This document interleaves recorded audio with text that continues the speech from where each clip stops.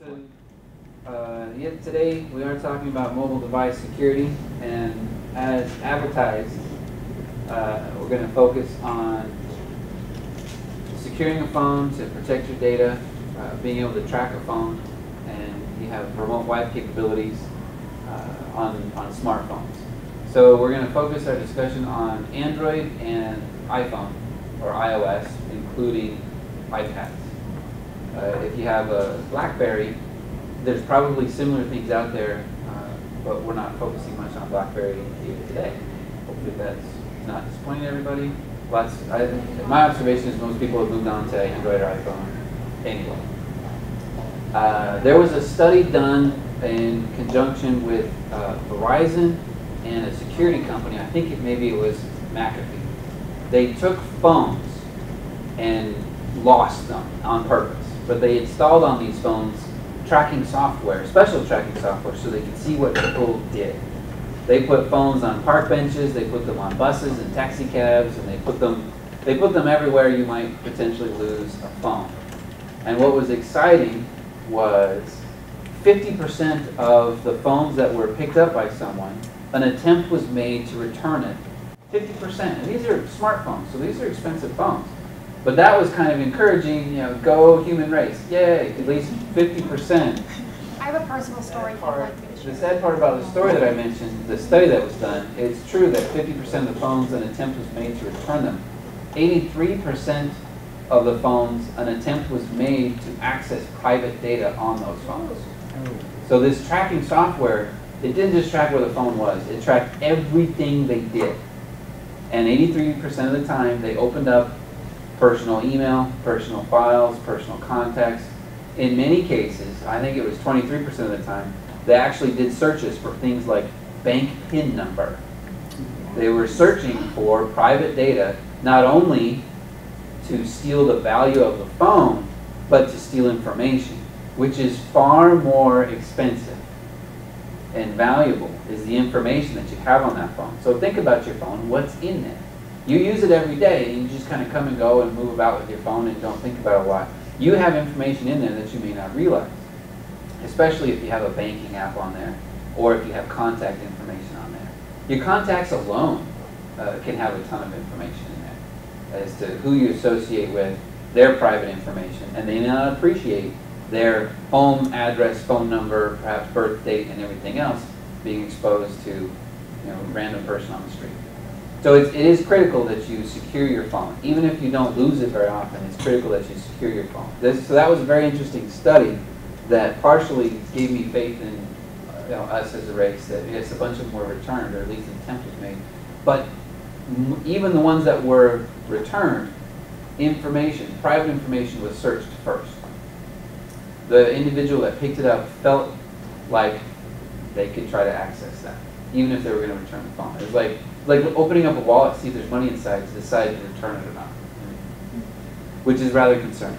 So today, so show of hands, who has an Android device? Okay, I've got a few Androids and an Apple device. Okay, almost evenly split.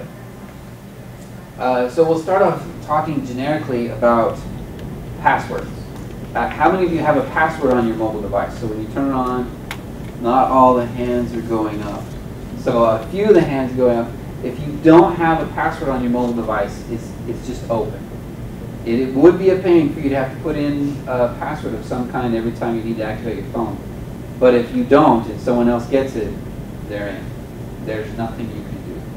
They're in. So the first thing I say is put a password on. Put a PIN code, put a finger swipe pattern, put a something. Now each of these have their own level of security. Which do you suppose is the most secure? A PIN code or a drawing of a pattern? Have you seen this? Do you know what I mean when I say drawing of a pattern? You turn on your phone and you get something like this.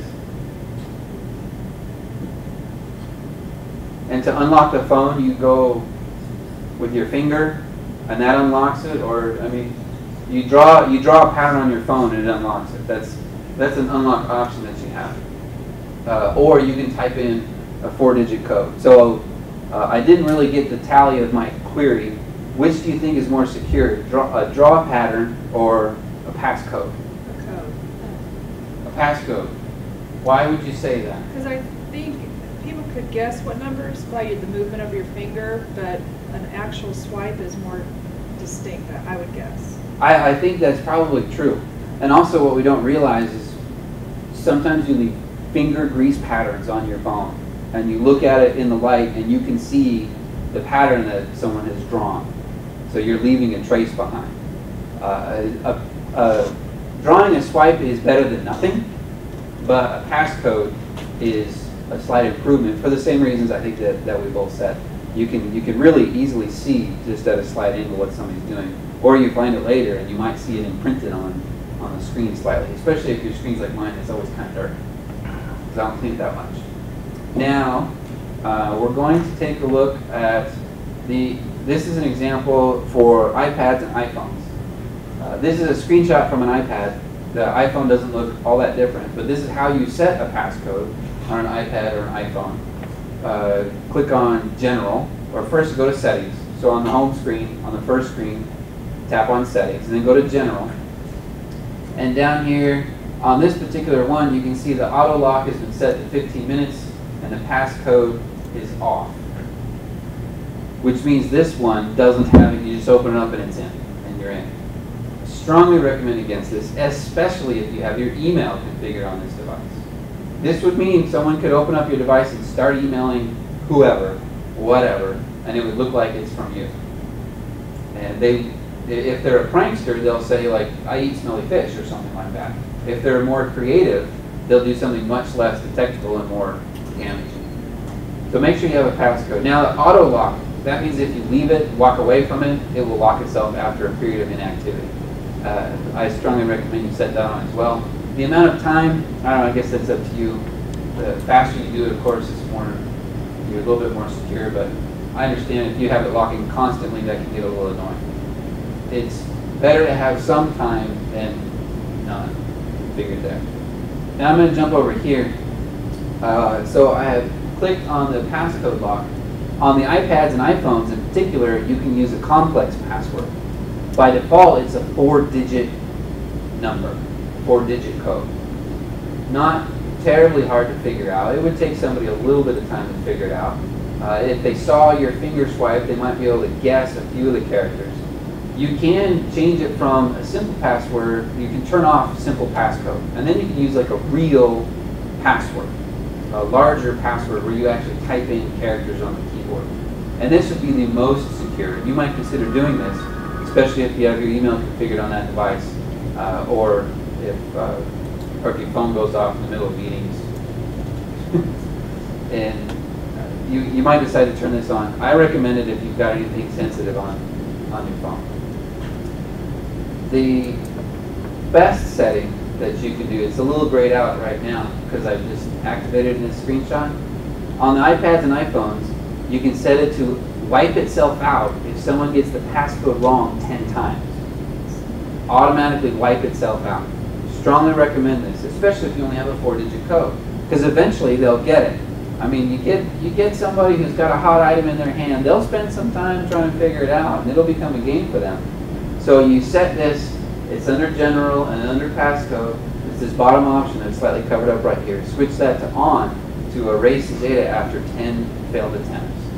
If they've got your device and are willing to try that often, you should consider the device gone. It's lost.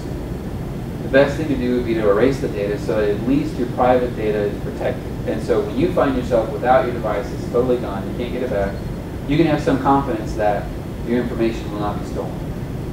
Far more valuable to you. So if you're not going to do a complex password, if you're just going to do a 4-pin one, make sure you turn this setting on. I'll tell you, I've got my pin wrong a few times, but I've never gotten it wrong 10 times in a row. That's enough times to get it right. So set that, it'll wipe itself out. Now it'll warn you, if you're on the 9th try, you get one more shot, and it's going to wipe it out. At least then you won't be afraid of that. So if you hit number 9, you can wait 10 minutes and you can refresh to the first. There is a timeout period, yes, where you can then try again. It might be 10 minutes. I can't say that one for sure. I'm a little worried about trees. I think yesterday. You have a very complex at least piece. 20 times. I mean, I would hope I could do it after 9. Now, personally, and I understand your fear about possibly turning that on. Personally, I wouldn't be afraid about turning that on anybody's devices, especially because most of your information is synchronized to Exchange, synchronized to your computer. So the device itself has nothing unique. Even the apps that you buy, when you put in your app ID again, your Apple ID, it'll re-download all the apps that you purchased. So I'd say don't be afraid of it. Yeah, maybe it wipes it out, but it'll all come back. As soon as you reconnect to Exchange, it'll all come back. Are there any questions about passcodes, passcode length, or local data wipe with 10 failed attempts? Okay. We are going to look at now, well, we'll stick with the iPad and iPhone theme for just a minute. You want, on your device, either your iPad or your iPhone, you want to install an application called Find iPhone. If your device doesn't have it already, go to iTunes or go to the Apple Store and install Find iPhone. And if you just do a search for Find iPhone, you'll find it. It's got lots of ratings and lots of downloads, and it's free. Install Find iPhone. And once you've installed that, you'll be able to go to a website. You might want to write this one down, iCloud.com. When you install the Find iPhone and you log into iCloud, the email address that you're using to log in with, it's whatever one you used on your Apple device. And so when you buy an app or you download an app from the App Store, it has you put in a username and a password. That's the same username and password for Find iPhone and for the iCloud.com. The reason why you want the website is because if you lose your phone, you'd like to be able to find it again. So we're moving into tracking. So I'm going to log into my iCloud here.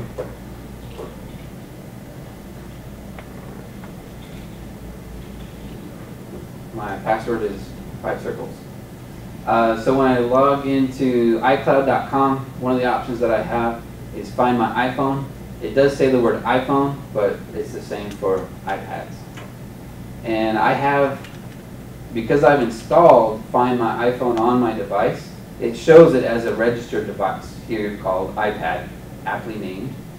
And as soon as it's able to locate itself, it'll tell me where it is. Now, a few minutes ago, I located it. I was in this room, I located it. You can kind of see how close it came to my actual physical location. That's fairly close. I mean, it's not telling me I'm in the computer lab on the 3rd floor, but it's telling me fairly close where my device is. And if nothing else, I have actually used this to realize, oh, I left it at home. Okay, I don't need to worry, it's at home. I've personally been in that situation. Oh my goodness, where's my device? It's at home, and I'm not worried. Does it have to be on once we load it on? That's a good question. So now, this device itself, it's powered on, and it has connectivity of some kind. It's on Wi-Fi here in the room, or wireless wherever it picks up. That's when it got the signal back to the website. So the website sent a query to my iPad, and the iPad responded with its location. If it's completely powered off, you won't get a response right away. When it turns on, then you will. So if you left it in a suitcase and you got on an airplane and your luggage got lost, if you left it powered off, it won't be able to report back in until it's powered back on. And I'm not advocating you leave it on in your suitcase, but that's how it works. Now, as soon as potentially somebody gets your device, right, and they start meddling with it to try to get into it, somehow they do or they don't. As soon as they can get a connection, it'll tell you where it is, and at least you'll know. Now, But you have to stay logged, you have to be checking, it's not gonna alert you when, you get an email when it locates your device, which is also kind of cool. So the fact that it located it, I've got an email that is going to show up in my Outlook, because I use Outlook instead of Gmail. It's going to show up in my Outlook, and so I'll know, oh, my iPad's been found. But I'm glad you mentioned that, because I would have neglected to mention that. And so that's kind of a nice feature. Now, while I'm here, one of the options that I have, so my device has been located and I'd like to do something. And these are some of my favorite things, not only to be productive, but to play pranks on people. I click send a message and play a sound. You have my iPad.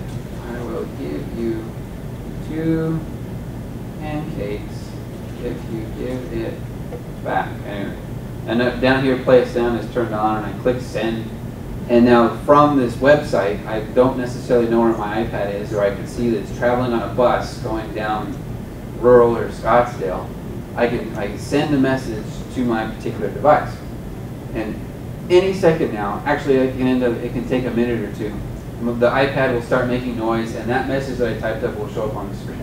At least if someone does have it, you can send them a please call me, you know, can we work this out? I'll pay a ransom. Yeah. Yeah. My brother's Brad Pitt, I can work something out with, you know, whatever. Whatever you end up wanting to do. Now, oh, wonderful. My device is making me authenticate to ASU Wi-Fi again. Darn, why didn't you register its Mac? I don't know. I didn't know I needed to.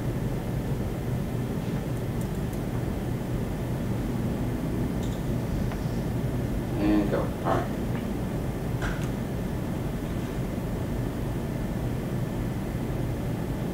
I have a very complex password on my device, so I had to. Now it's playing this noise to help me locate it, and the message that I typed in is displayed here on the screen. So if I did leave it in a suitcase or in a couch cushion, this is a big thing to lose in a couch cushion, but if I lost it in one of those, then I could find the sound. Yes? Can you go back to where you started to draft that message? Yes. So like back out here, just as though, from starting here, you want me to go all the way back? No. Right here. Starting where you see. So it's got this little green button locator here, and then I click on this information thing. All right. That's, and then you can see I can play a sound, send a message. If for some reason I don't have a lock on it, you can remotely tell it to lock. And then perhaps the most valuable, if you're in an urgent situation, is you can remotely wipe out the device. As soon as it gets a network connection, it will be told, erase yourself, and it will wipe itself out. You're pretty much writing off the device. It's gone, but I'm going to protect my data. At least you have this app set up ahead of time so that you can sleep better, knowing that your data is not stolen. And all of this that we've been talking about has been in the iPad world. We're going to jump over to the Android world, but first, before I do that, does anybody else have any other questions on remote lock, remote messaging, locating, anything like that? Okay. So we're going to jump over to the Android world. And if you don't have an Android right now, you can be smart with your friends over your game of Scrabble, and you can tell them how to secure their device on Android, or maybe you'll get one because you decide they're cool or something. In the Android world, there's a lot of different apps that can do this. And so I have to offer my first disclaimer. There are several, and while it may seem like I'm endorsing one, I'll just claim that I'm not. I've picked one for the sake of convenience, but there are several that can do this. I'll show you why I picked this one here in just a minute. Lookout. Lookout Mobile Security. If you go to the Android market and you search for Lookout Mobile Security, you'll find this free app in the Google Play store, I think they call it now. Lookout Mobile Security. Now I'm going to log into my Lookout. In the Android world, you're logging in and using your Gmail account. Because it's Google, they make you use a Google account. You can use a different email address. Just pay attention, it's your Gmail. It's whatever account you use on your Google Play login, whatever that one is. Now, this is a website. It's not directly affiliated with Google, or ASU for that matter. I'm using the free version of this application. So there's some features in here that are not turned on for me because I decided I don't really need them. But over here, you see Find My iPhone. I can click on that, and about an hour ago, it located my phone here. How close was that? Can you recognize that? That's the Skysong building that we're in. It's pretty close. I mean, I don't really know exactly where I am in the building. That's not too far off from my actual location. So it does a similar thing to find its physical location. It also, if you click locate, it'll find it again. It also has this screen function to where, which is the same thing as sending an alert, making it make sound. And so my device now is making more and more noise. And eventually I find it in the kids' room or in the back room or in the car or wherever it is. You know, normally you call your phone to see where you left it. What if you left it on vibrate? It's going to be, you have to go tell everybody real quiet while I listen for that very distinctive noise. But because you might be thinking of the question, if you do leave your sound off, but you send these noise alerts, it will ignore the sound being off and will make the noise alert. So if your sound is turned off, it will still make the noise and you'll find it. Which is, you know, that might be worth price of admission right there, because the app's free. Now, so just like on the iPhone area, you can do a remote location, you can do a remote screen. Now I mentioned that this particular app from Lookout is free. If you want to remotely lock or remotely wipe it, they want you to pay like $3. What I like about this app is you don't have to pay the $3 until you need it.